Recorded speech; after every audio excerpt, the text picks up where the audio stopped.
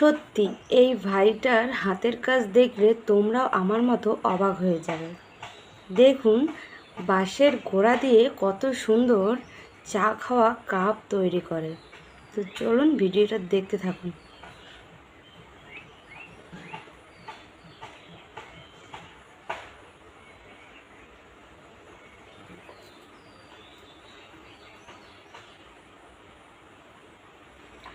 সত্যি ভাই, তোমার হাতের কাজের কোনো তুলনা হয় না। আমাদের দেশে এত সুন্দরভাবে যে কেউ নিজের হাতে এত সুন্দর কাপ তৈরি করতে পারে বাঁশ দিয়ে, অসাধারণ।